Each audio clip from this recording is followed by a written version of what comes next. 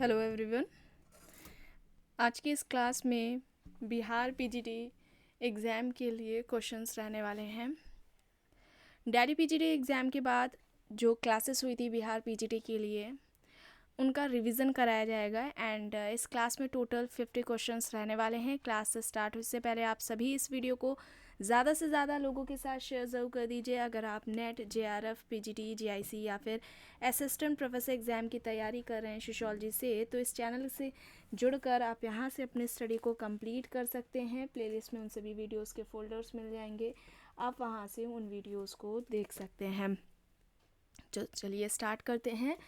First question है, वह समूह जिसे व्यक्ति अपने व्यवहार को ढालने के लिए मानक के रूप में अंगीकार करता है कहलाता है।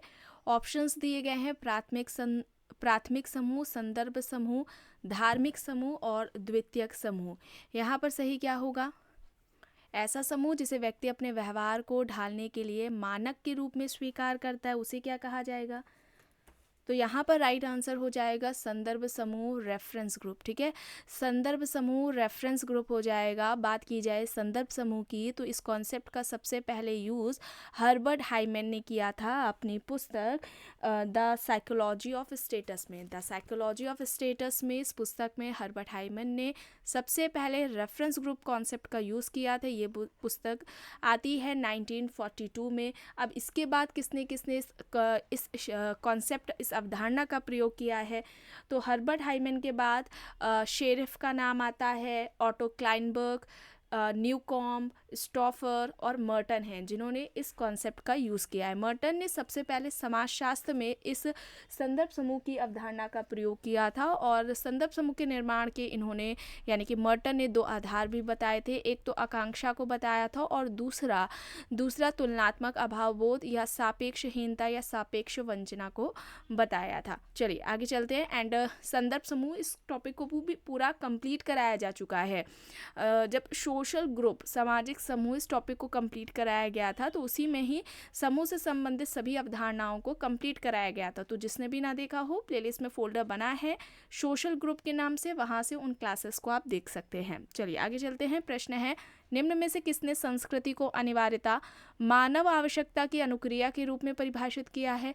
Robert Redfield, R Linton, Malinowski, Radcliffe Brown. यहाँ पर ऑप्शन है संस्कृति को अनिवार्यता मानव आवश्यकता की अनुक्रिया के रूप में किसने परिभाषित किया है?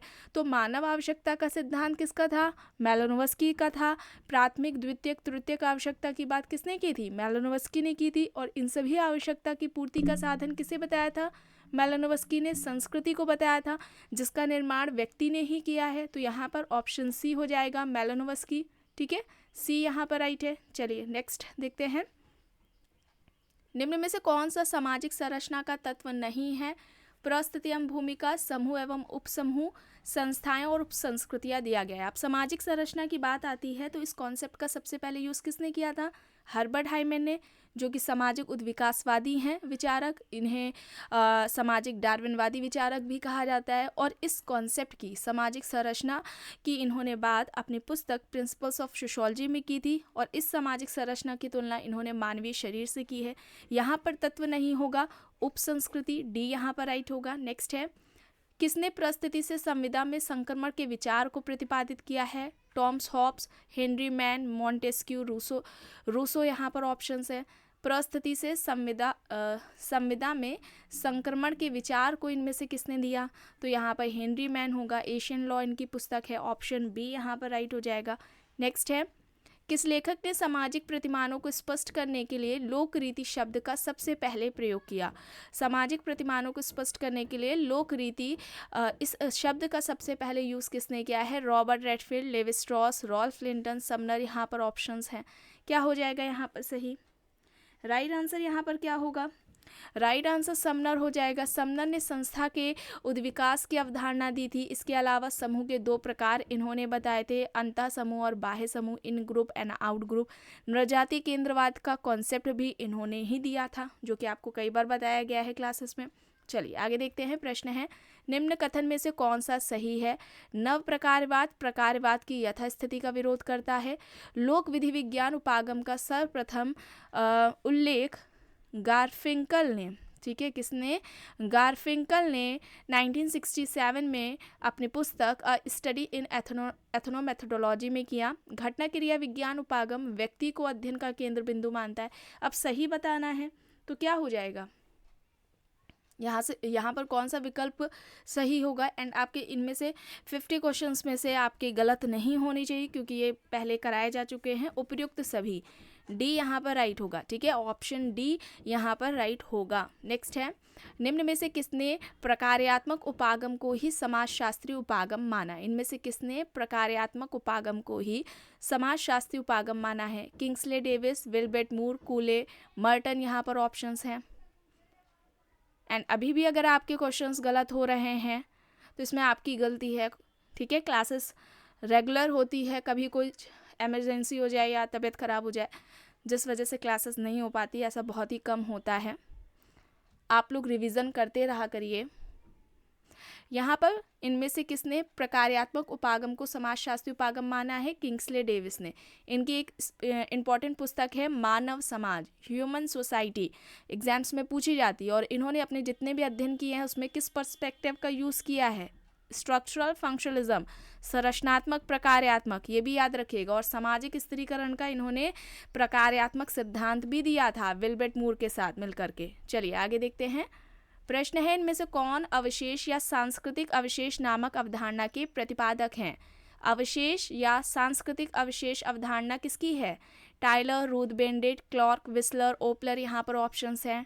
Tylor, Ruth Benedict, Clark, Wissler, Opler. तो यहाँ पर ये टाइलर की हो जाएगी। ये कॉन्सेप्ट किसका हो जाएगा? टाइलर का हो जाएगा। और इनकी एक इम्पॉर्टेंट बुक का नाम क्या है? Primitive culture. याद रखिएगा, प्रिमिटिव कल्चर इनकी बुक है। माध्यमिक संबोधन अवधारणा भी इन्होंने ही दी है। अब देखिए यहाँ पर क्या है प्रश्न, संघर्ष व्यवस्था के एकीकरण और अनुकूलन को बनाए रखती है। यह इनमें से किसका तर्क है? किसका तर्क है? किसका कहना है कि जो संघर्ष है वह व्यवस्था के एकीकरण और अनुकूलन को बनाए रखती है? अलेक्जेंडर, टर्नर, कोजर, मार्क्स यहाँ पर ऑप्शंस हैं। सही क्या होगा? सही यहाँ पर क्या हो जाएगा? राइट आंसर क्या होगा? ऑप्शन सी, कोजर हो जाएगा। ठीक है, कोजर हो जाएगा। कोजर ने संघर्ष का प्रकार्यात्मक सिद्धांत दिया था और टर्नर ने कोजर को क्या कहा था? संघर्ष प्रकारवादी विचारक कहा था। और इन्होंने यानी कि कोजर ने जो संघर्ष का प्रकार्यात्मक सिद्धांत दिया था अपनी पुस्तक फंक्शंस ऑफ सोशल कॉन्फ्लिक्ट में दिया था। फंक्शंस ऑफ सोशल कॉन्फ्लिक्ट में दिया था और ये पुस्तक 1956 में आती है, याद रखिएगा। चलिए आगे देखते हैं। प्रश्न है, कॉन्फ्लिक्ट आफ्टर क्लास किसकी पुस्तक है? टर्नर, रॉल्फ डेहरेनड्रॉफ, कोलिंस, नित्से यहाँ पर ऑप्शंस है। कॉन्फ्लिक्ट आफ्टर क्लास किसकी हो जाएगी पुस्तक? डेहरेनड्रॉफ की। डेहरेनड्रॉफ ने संघर्ष का द्वंद्वात्मक सिद्धांत दिया था। संघर्ष का द्वंद्वात्मक सिद्धांत दिया था डेहरेनड्रॉफ ने। नेक्स्ट है, निम्न में से कौन सा कथन सही नहीं है? देखिए सही नहीं है पूछा जा रहा है। आइए देखते हैं। प्रतीकात्मक अंतःक्रियावाद अध्ययन की इकाई समाज को मानता है। ब्लूमर के अनुसार समाज और कुछ न होकर प्रतीकात्मक अंतःक्रियावाद ही है। कोलिंस ने संघर्ष के केंद्र बिंदु में शक्ति के स्रोत को महत्वपूर्ण माना है, या फिर उपयुक्त सभी। यहाँ पर सही नहीं है ये पूछा जा रहा है। और क्या हो जाएगा यहाँ पर राइट आंसर? ऑप्शन ए, प्रतीकात्मक अंतर्क्रियावाद अध्ययन की इकाई समाज को नहीं मानता है बल्कि व्यक्ति को मानता है। ठीक है, किसको मानता है? व्यक्ति को मानता है। ऑप्शन ए यहाँ पर राइट होगा। अब देखिए प्रश्न है यहाँ पर, निम्न में से कौन सा विवाह स्वरूप एक विधुर के अपनी पत्नी के बहन के साथ विवाह स्वरूप करने का सही प्रतिनिधित्व करता है? लेविरेट, सोरोरेट, पॉलीजिनी, मोनोगैमी यहाँ पर ऑप्शंस हैं। सही क्या हो जाएगा यहाँ पर? राइट आंसर क्या होगा यहाँ पर? राइट आंसर यहाँ पर सोरोरेट होगा। ठीक है, सोरोरेट को साली विवाह भी कहा जाता है। इसमें पत्नी की डेथ हो जाती है तो मृत पत्नी की जो बहन होती है उसके साथ पति की जो शादी होती है उसे ही साली विवाह या सोरोरेट विवाह कहा जाता है। ठीक है, बी यहाँ पर राइट होगा। ठीक है, बी यहाँ पर राइट है। प्रश्न है, इनमें से किसका संगत सिद्धांत विनिमय सिद्धांत कहलाता है? टर्नर, कोलिंस, कोजर, मार्क्स यहाँ पर ऑप्शंस दिए गए हैं। किसका संघर्ष सिद्धांत विनिमय सिद्धांत कहलाता है। सही क्या होगा? सही होगा कोलिंस। ठीक है, कोलिंस ने जो कॉन्फ्लिक्ट थ्योरी दी थी उसे विनिमय सिद्धांत किसने कहा था? संघर्ष का विनिमय सिद्धांत टर्नर ने कहा था। ठीक है, चलिए आगे देखते हैं। प्रश्न है भारतीय संविधान की 6ठी अनुसूची का मुख्य प्रावधान संबंधित है। ऑप्शन है सरकारी नौकरियों में आरक्षण से, जनजाति भूमि के परीक्षण से, उत्तर पूर्व भारत के जनजाति क्षेत्रों में प्रशासन की स्वायत्तता से, शैक्षणिक संस्थाओं में आरक्षण से। 6ठी अनुसूची का जो प्रावधान है इनमें से कौन सा है? 6ठी अनुसूची से इनमें से कौन संबंधित है? उत्तर पूर्व भारत के जनजातीय क्षेत्रों में प्रशासन से। ऑप्शन सी यहाँ पर राइट होगा। नेक्स्ट है, निम्न में से किसने अवधारणाओं के 2 प्रकार बताए हैं? मूर्त और अमूर्त अवधारणा है। ऑप्शंस है Herbert Spencer, Jonathan Turner, green, good and hot. अवधारणा के 2 प्रकार मूर्त और अमूर्त अवधारणा किसने बताए हैं? जोनाथन टर्नर ने। जोनाथन टर्नर, ऑप्शन बी यहाँ पर राइट होगा। प्रश्न है यह कहना किसका है कि अवधारणाएं निगमनात्मक तार्किक प्रक्रिया को संभव बनाकर हमारे प्रत्यक्ष ज्ञान और अनुभव में वृद्धि करती हैं?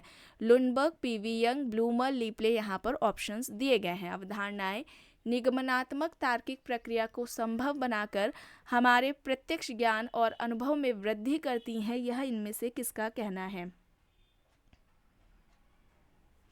तो यहाँ पर सही होगा ब्लूमर। ठीक है, ब्लूमर, ऑप्शन सी यहाँ पर राइट होगा। नेक्स्ट है, निम्न में से किसने सहभागी अवलोकन विधि और औपचारिक व्यक्तिगत साक्षात्कार विधि का प्रयोग करते हुए आय, व्यवसाय, निवास स्थान आदि तथ्यों के आधार पर सर्वप्रथम गरीबी की अवधारणा प्रस्तुत की है? Karl Marx, Smith, John Howard, Charles Booth. यहाँ पर राइट ऑप्शंस दिए गए हैं। यहाँ पर सही क्या हो जाएगा? सहभागी अवलोकन विधि और औपचारिक व्यक्तिगत साक्षात्कार विधि का प्रयोग करते हुए आय, व्यवसाय, निवास स्थान आदि तथ्यों के आधार पर सर्वप्रथम गरीबी की अवधारणा किसने दी है?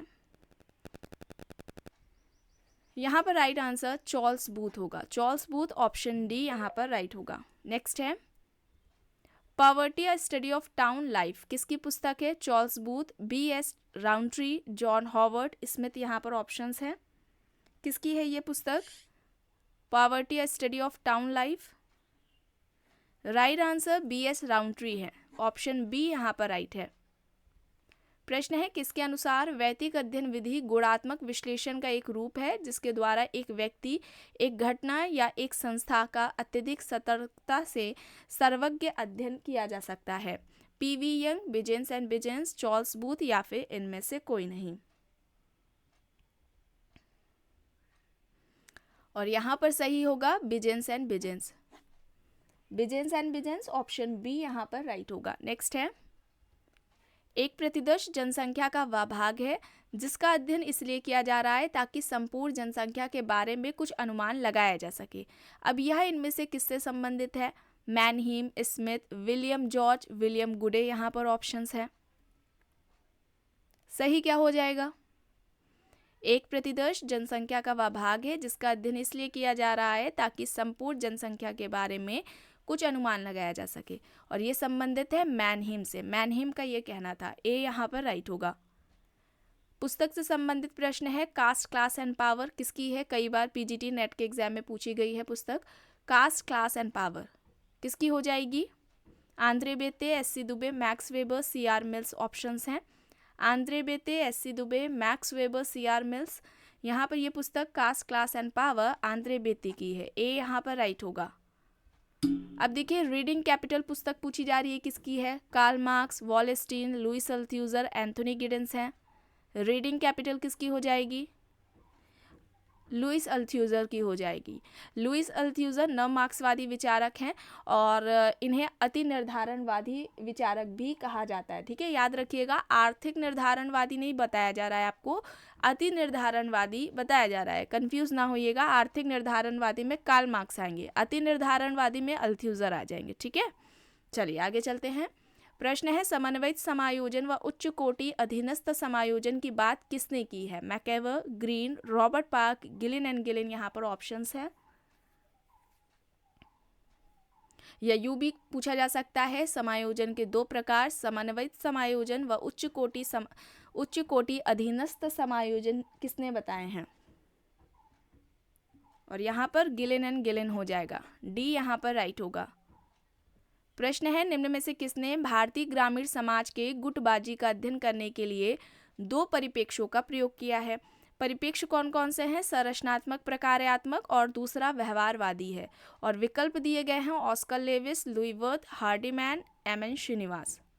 भारतीय ग्रामीण समाज के गुटबाजी का अध्ययन करने के लिए इन दो परिप्रेक्ष्यों का प्रयोग इनमें से किसने किया है? हार्डीमैन ने किया है, सी यहाँ पर राइट होगा। प्रश्न है, order and conflict in contemporary capitalism पुस्तक किसकी है? Lewis Coser, Clark Wissler, John Goldthorpe, AR. Radcliffe Brown. यहाँ पर ऑप्शंस हैं। Order and conflict in contemporary capitalism किसकी हो जाएगी पुस्तक? जॉन गोल्डथोर्प की, जॉन गोल्डथोर्प, ऑप्शन सी यहाँ पर राइट होगा। प्रश्न है पुस्तक से संबंधित, the future of marriage in western civilisation.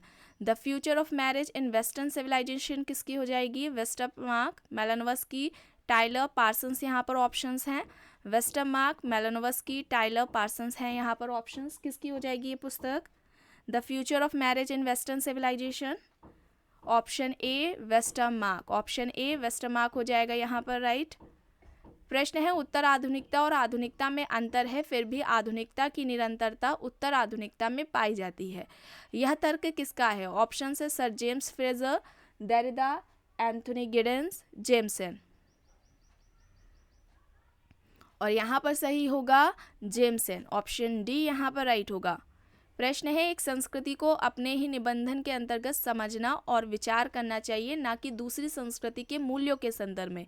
इस नियम को क्या कहा जाएगा? सांस्कृतिक विशिष्टता, सांस्कृतिक बहुल्यवाद, सांस्कृतिक प्राधान्य या फिर सांस्कृतिक सापेक्षवाद? क्या हो जाएगा यहाँ पर सही? किसी संस्कृति का हम अध्ययन कर रहे हैं तो उसी संस्कृति के मूल्यों, मानदंडों के अंतर्गत हम उस कल्चर को हमें समझना चाहिए। इसे क्या कहा जाता है? सांस्कृतिक सापेक्षवाद, ऑप्शन डी यहाँ पर राइट होगा। प्रश्न है, जिस परिवार का निर्माण विवाह तथा बाद में जन्मे बच्चों से हुआ है, उसकी निम्न में से कौन सी सही परिभाषा प्रस्तुत करता है? उसे क्या कहा जाएगा? ऐसे परिवार को हम क्या कहेंगे? जन्म मूलक परिवार कहेंगे, प्रजनन परिवार कहेंगे, विस्तृत परिवार कहेंगे या फिर संयुक्त परिवार कहेंगे? कौन सा विकल्प यहाँ पर सही होगा? प्रजनन परिवार होगा। प्रजनन परिवार और जन्म मूलक परिवार की बात किसने की थी? लॉयड वार्नर ने की थी। लॉयड वार्नर ने नाभिकीय परिवार के ये दो प्रकार बताए थे। ठीक है, तो ऑप्शन बी यहाँ पर राइट होगा। पुस्तक है कम्युनिटी एंड सोसाइटी, किसकी है? समनम, मैकएवर, टॉनीज, इसमें सिमेल यहाँ पर ऑप्शंस हैं। कम्युनिटी एंड सोसाइटी किसकी हो जाएगी? कम्युनिटी एंड सोसाइटी किसकी हो जाएगी? टॉनीज की हो जाएगी, सी यहाँ पर राइट है। अब देखिए यहाँ पर पुस्तक है द भील्स अ स्टडी, किसकी है? The Bhils a study, Verrier Elwin, Herbert Risley, TB. Nayak, DN. Majumdar. Verrier Elwin, Herbert Risley, TB. Nayak, DN. Majumdar यहाँ पर ऑप्शंस हैं। द भील अ स्टडी पुस्तक है और ये पुस्तक टी.बी. नायक की है, ऑप्शन सी यहाँ पर राइट होगा। प्रश्न है, निम्न में से सही कथन का चुनाव करें। आइए देखते हैं। बोटोमोर के अनुसार सामाजिक परिवर्तन की केंद्रीय विशेषता सामाजिक संरचना में होने वाला परिवर्तन है। मैरल एल्ड्रिस के अनुसार मानव क्रियाओं में परिवर्तन सामाजिक परिवर्तन है। ऑगबन व निमकॉफ के अनुसार उद्विकास एक निश्चित दिशा में होने वाला परिवर्तन है या फिर उपयुक्त सही? सही बताना है। क्या होगा? कौन सा विकल्प यहाँ पर होगा राइट? ऑप्शन डी हो जाएगा, ये सभी सही होंगे। ठीक है, डी यहाँ पर राइट होगा। प्रश्न है, निम्न में से कौन सा सही नहीं है? स्पेंगलर ने सामाजिक परिवर्तन का वर्णन अपनी पुस्तक अ स्टडी ऑफ हिस्ट्री में किया है। टॉयनबी के अनुसार किसी भी सभ्यता को चुनौती दो क्षेत्रों से मिलती है, भौगोलिक परिस्थिति एवं सामाजिक परिस्थिति। अमेरिकन मानवशास्त्री मॉर्गन ने सामाजिक सांस्कृतिक उद्विकास का वर्णन अपनी पुस्तक एशियन सोसाइटी में किया है। एंड लास्ट में है, सामाजिक नियंत्रण ऐसी प्रक्रिया है जिसके द्वारा सामाजिक व्यवस्था स्थापित की जाती है। सही नहीं है ये बताना है यहाँ पर।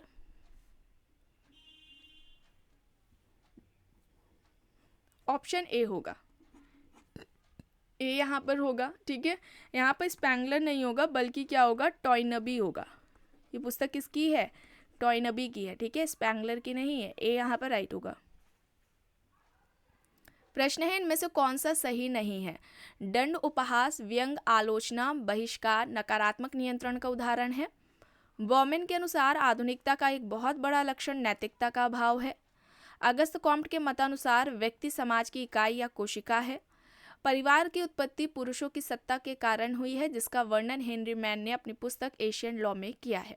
अब सही नहीं है ये बताना है, क्या होगा। ए बी डी राइट है, यहाँ पर सी गलत है। ठीक है, सी यहाँ पर गलत है। अगस्त कॉम्ट व्यक्ति को समाज की इकाई नहीं मानते हैं। ठीक है, अपने अध्ययन का जो केंद्र बिंदु है, समाजशास्त्र के अध्ययन का केंद्र बिंदु वे व्यक्ति को नहीं बताते हैं बल्कि समाज को बताते हैं। ठीक है, चलिए आगे देखते हैं।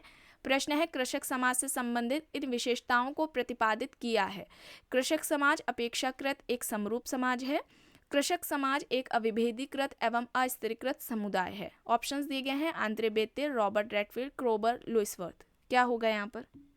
कृषक समाज, इस टॉपिक को कंप्लीट कराया जा चुका है, इसका भी आपको प्लेलिस्ट में फोल्डर मिल जाएगा। और यहाँ पर राइट होगा रॉबर्ट रेडफील्ड। रॉबर्ट रेडफील्ड ने कृषक समाज की अवधारणा दी थी अपनी पुस्तक पीजन सोसाइटी एंड कल्चर में, और ये पुस्तक आती है 1956 में। पुस्तक का नाम क्या है, पीजन सोसाइटी एंड कल्चर। ठीक है, याद रखिएगा, इंपॉर्टेंट है। और इन्होंने कृषक समाज को अवशिष्ट समाज कहा था। ठीक है, कृषक समाज को अवशिष्ट समाज कहा था। इन्होंने कहा था जब हम रूरल सोसाइटी से ट्राइबल सोसाइटी को अलग कर देते हैं तो जो बचा हुआ भूभाग होता है वो कृषक समाज कहलाता है। नेक्स्ट है, इनमें से किसने कहा कि मुंडा और उराव जनजाति कृषक जनजाति है। विकल्प है SC. Roy, Andre Beteille, FG. Bailey, Thorner. यहाँ पर ऑप्शंस है, सही क्या हो जाएगा।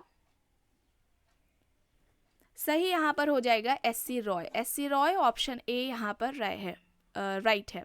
नेक्स्ट है, भारतीय समाज में प्रचलित परंपराओं का 3 श्रेणियों में विभाजन निम्न में से किसने किया है। मौखिक या लौकिक परंपरा, ग्रांथिक या शास्त्रीय परंपरा, पारलौकिक या लोकोत्तर परंपरा। ऑप्शन है DP. Mukherjee, Vaidyanath Saraswati, SC. Dube, George M Foster. यहाँ पर क्या होगा बताइए। राइट आंसर यहाँ पर क्या होगा।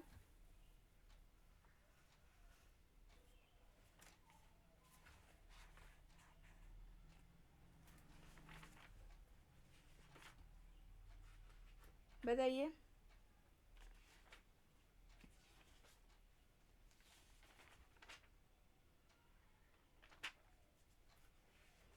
राइट क्या होगा।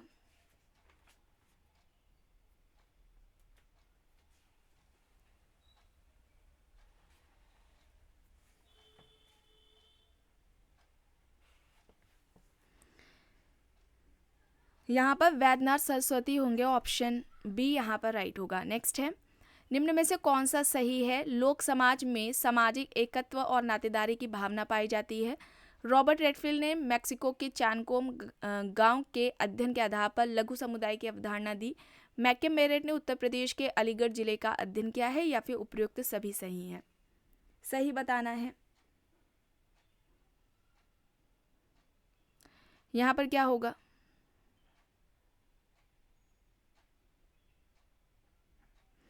ऑप्शन डी होगा, ये सभी सही हैं। ठीक है, इन्होंने अलीगढ़ जिले का अध्ययन किया था और गांव कौन सा था, किशनगढ़ी था। ठीक है, गांव क्या था, कौन सा था, अलीगढ़ जिले में कौन सा गांव था जिसका अध्ययन मैकम मेरेट ने किया है। गांव का नाम है किशनगढ़ी। नेक्स्ट है, द पॉलिटिक्स ऑफ अनटचेबिलिटी पुस्तक के लेखक है O.M. Leach, Raymond Firth, Yogendra Singh, Levi Strauss. यहाँ पर ऑप्शंस हैं, क्या हो जाएगा यहाँ पर सही। द पॉलिटिक्स ऑफ अनटचेबिलिटी किसकी हो जाएगी, O.M. लीच की हो जाएगी। ऑप्शन ए यहाँ पर राइट होगा। प्रश्न है, किसने संस्कृतिकरण को संदर्भ समूह प्रक्रिया के संचालक का उदाहरण माना है। नर्मदेश्वर प्रसाद, डॉक्टर मजूमदार, वी कपुस्वामी, योगेंद्र सिंह।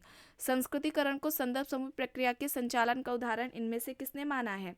संस्कृतिकरण की जो प्रक्रिया है, ये कॉन्सेप्ट है, वो किसका है, M.N. श्रीनिवास का है, जिसे अपनी पुस्तक इन्होंने religion and society among the कुक्स of south India में दी है। पुस्तक का नाम क्या है, religion and society among the कुक्स of south India. इस पुस्तक में M.N. श्रीनिवास ने संस्कृतिकरण की अवधारणा दी थी। और यहाँ पर क्या हो जाएगा, वी कपुस्वामी हो जाएगा। ऑप्शन सी यहाँ पर राइट होगा। प्रश्न है पुस्तक से संबंधित the myth of caste system किसकी है? Levi Strauss, Ghurye, Narmadeshwar Prasad, DN. Majumdar. Levi Strauss, Ghurye, Narmadeshwar Prasad, DN. Majumdar यहाँ पर ऑप्शंस हैं। पुस्तक का नाम है the myth of caste system. सही हो जाएगा नर्मदेश्वर प्रसाद। नर्मदेश्वर प्रसाद ऑप्शन सी यहाँ पर राइट होगा। प्रश्न है औद्योगिक समाज को पूर्णतः श्रम विभाजन पर आधारित समाज इनमें से किसने माना? Adam Smith, Durkheim, Haddon, Spencer. Right क्या होगा? औद्योगिक समाज श्रम विभाजन पर आधारित समाज है या किसका कहना है? राइट आंसर दुर्कीम है। अगर पूछा जाता है श्रम विभाजन इस अवधारणा का सबसे पहले प्रयोग किसने किया था? एडम स्मिथ ने किया था। अगर समाजशास्त्र में पूछा जाता है इस अवधारणा के जनक कौन है, श्रम विभाजन के जनक समाजशास्त्र में, तो दुर्कीम हो जाएंगे। ठीक है, चलिए आगे देखते हैं। द मॉडर्न स्टेट पुस्तक किसकी है? Engels, Karl Marx, Hegel, MacIver. यहाँ पर ऑप्शंस है Engels, Karl Marx, Hegel, MacIver. The modern state right हो जाएगा मैकेवर। मैकेवर की है ये पुस्तक। सांस्कृतिक मनोवृत्ति की अवधारणा के जनक कौन है? Ogburn, Sorokin, Veblen, Linton. सांस्कृतिक मनोवृत्ति क्या होगा यहाँ पर? सोरोकिन होगा। सोरोकिन ने सामाजिक परिवर्तन का सांस्कृतिक गत्यात्मकता का सिद्धांत दिया था। इसे भी कंप्लीट कराया गया, पूरा सोशल चेंज, पूरा इस टॉपिक को कंप्लीट कराया गया। जितने भी कॉन्सेप्ट कंप्लीट कराए गए हैं, जितने भी क्लासेस ली गई हैं, उन सभी का फोल्डर बना दिया गया है। तो जितने भी चैनल से नए लोग जुड़ रहे हैं वे सभी प्लेलिस्ट जरूर चेक कर लीजिए। अब देखिए यहाँ पर द नेचर ऑफ कल्चर पुस्तक पूछी गई है, किसकी है? Linton, क्रोबर, Majumdar, lynch. यहाँ पर ऑप्शंस हैं।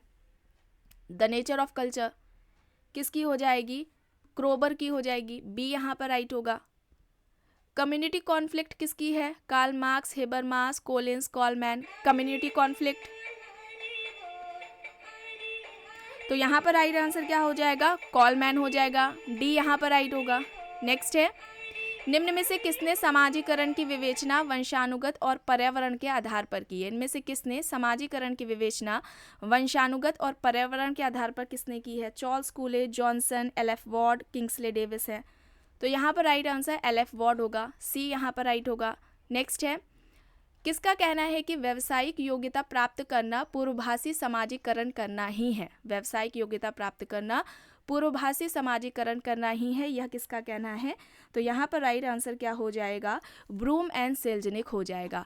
ब्रूम एंड सेल्जनिक ऑप्शन ए यहाँ पर राइट है। पूर्वभाषी समाजीकरण या प्रत्याशित समाजीकरण की जो अवधारणा है, हालांकि वो रॉबर्ट मर्टन ने दी है। फिलहाल यहाँ पर इस प्रश्न का सही उत्तर ऑप्शन ए है। प्रश्न है यह कहना किसका है कि कुल मिलाकर वैज्ञानिक पद्धति आंकड़ों का व्यवस्थित अवलोकन, वर्गीकरण एवं विश्लेषण है? तो यहाँ पर क्या हो जाएगा इस प्रश्न का सही उत्तर? लुनबर्ग। ऑप्शन ए यहाँ पर राइट होगा। एंड लास्ट क्वेश्चन है तथ्य संकलन की कौन सी प्रणाली में कानों तथा वाणी की अपेक्षा नेत्रों के प्रयोग की स्वतंत्रता होती है? और यहाँ पर अवलोकन हो जाएगा, ऑब्जर्वेशन हो जाएगा। तो आज की क्लास में बस इतना ही। आई होप ये आपको पसंद आई होगी। पसंद आई है तो प्लीज़ लाइक करिएगा, कमेंट करके ज़रूर बताइएगा। चैनल पर अगर आप नए हैं तो चैनल को भी ज़रूर सब्सक्राइब कर लीजिएगा।